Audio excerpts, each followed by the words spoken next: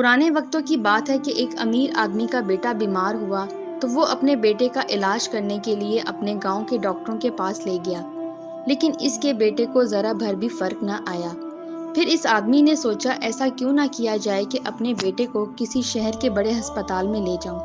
پھر اس کے بعد وہ شہر جانے والی بس پر اپنے بیٹے کے ساتھ سوار ہوا اور اپنے بیٹے کو ایک بڑے ہسپتال میں لے گیا، جہاں اس نے لاکھوں خرچ کر کے اپنے بیٹے کے ٹیسٹ کروائے، علاج کروایا، لیکن اس کے بیٹے کو پھر بھی آرام نہ آیا۔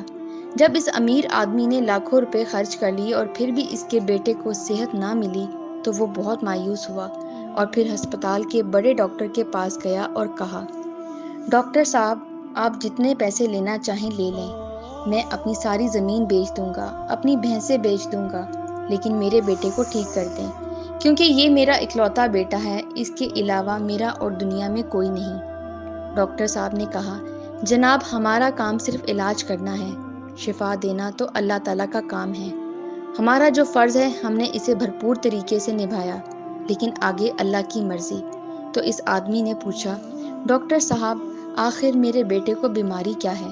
انہوں نے کہا، تمہارے بیٹے کے معدے کے اندر ایک عجیب و غریب زہر پیدا ہو رہا ہے، اور وہ زہر آہستہ آہستہ مقدار میں بڑھ رہا ہے، اور تمہارے بیٹے کی طبیعت بگڑتی جا رہی ہے۔ جب وہ اپنی آخری سٹیج پر پہنچے گا تو تمہارا بیٹا دم توڑ دے گا۔ یہ سن کر اس آدمی کے پیروں تلے زمین نکل گئی۔ پھر ڈاکٹر نے بتایا، ہم ایسا تریاق نہیں مل رہا جو ہم تمہارے بیٹے کو لگائیں اور وہ جا کر اندر والے زہر کے اثر کو ختم کر دے۔ اگر ایسے لگا دیا تو اس زہر کا اثر دگنا ہو جائے گا اور تمہارے بیٹے کے پاس ایک لمحہ بھی جینے کے لیے نہیں بچے گا۔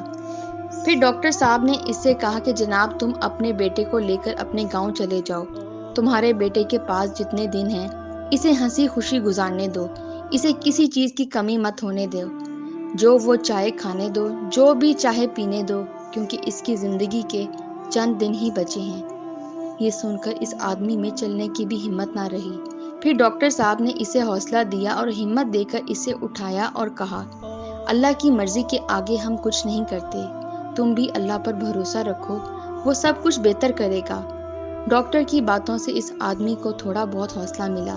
وہ تھوڑی بہت امید لے کر اس ہسپتال سے نکل پڑا کہ شاید کوئی معجزہ ہو جائے اور میرا بیٹا صحت یاب ہو جائے۔ لیکن پھر وہ دوسری طرف سے مایوس ہو گیا تھا کہ جس بیماری کا علاج اتنے بڑے ڈاکٹر نہ کر سکے، پھر وہ اپنے آپ کیسے ختم ہوگی۔ پھر وہ شہر سے گاؤں جانے والی بس پر اپنے بیٹے کو لے کر سوار ہوا اور وہ مایوس ہو کر گھر کی طرف لوٹ رہا تھا اور دل میں یہ سوچ رہا تھا کہ جا کر اپنے بیٹے کی ماں کو کیا جواب دوں گا۔ 1 گھنٹے کے سفر کے بعد بس ایک ڈھابے کے آگے رکی۔ کیلنڈر نے کہا، جو کھانا پینا ہے کھا پی لے، ہم 15 منٹ بعد چلیں گے۔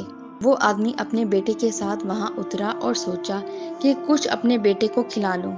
جب وہ بس سے اترا تو سامنے چھوٹی سی پہاڑی پر اسے ایک چھوٹی سی جھونپڑی نظر آ رہی تھی۔ اس آدمی نے ڈھابے والے سے پوچھا کہ پہاڑی کی چوٹی پر کون رہتا ہے؟ تو ہوٹل کے مالک نے کہا، یہاں ایک بابا جی رہتے ہیں اور وہ ہر وقت عبادت میں مصروف ہوتے ہیں۔ یہ سنتے ہی اس کے دل میں خوشی پیدا ہوئی اور وہ اپنے بیٹے کو لے کر اس پہاڑی پر گیا تاکہ وہ اللہ کے ولی سے اپنے بیٹے کے لیے دعا کرے گا۔